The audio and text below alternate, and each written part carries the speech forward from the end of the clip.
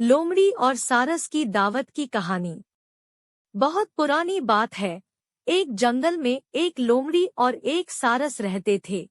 ये दोनों बहुत अच्छे दोस्त थे। सारस रोजाना लोमड़ी को तालाब से मछली पकड़कर खाने के लिए देता था।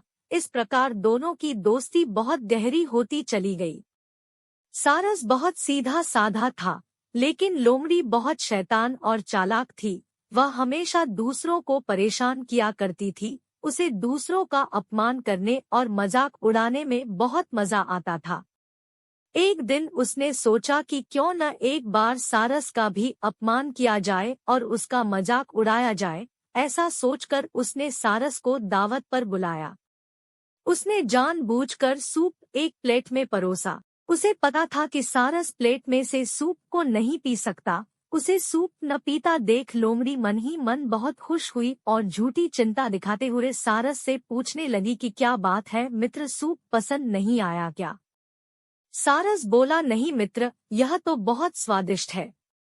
सारस ने जब देखा कि सूप को प्लेट में परोसा गया है और लोमड़ी जानबूझकर उससे सवाल कर रही है, तो वह सब समझ गया, लेकिन कुछ नहीं बोला। उस दिन सारस को अपमान सहने के साथ ही भूखा भी रहना पड़ा। लेकिन जाते जाते सारस ने भी उसे अपने यहाँ दावत पर बुलाया और लोमड़ी दूसरे ही दिन सारस के घर दावत पर पहुँच गई।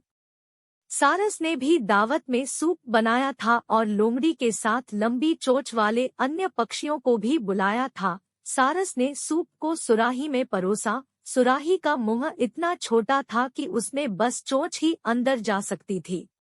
लोमड़ी पूरा टाइम सुराही और अन्य सभी पक्षियों को सूप पीते देखती रही। इसी बीच सारस ने पूछा कि क्या बात है मित्र, सूप अच्छा नहीं लगा क्या? लोमड़ी को अचानक अपने शब्द याद आ गए। सभी बोले कि सूप बहुत स्वादिष्ट है। लोमड़ी काए भी सभी की हाँ में हाँ मिलाना पड़ा।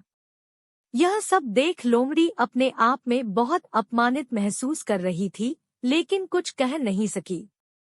कहानी से सीख। हमें कभी भी किसी का अपमान नहीं करना चाहिए। हम जैसा दूसरों के साथ करते हैं, वैसा ही हमारे साथ होता है।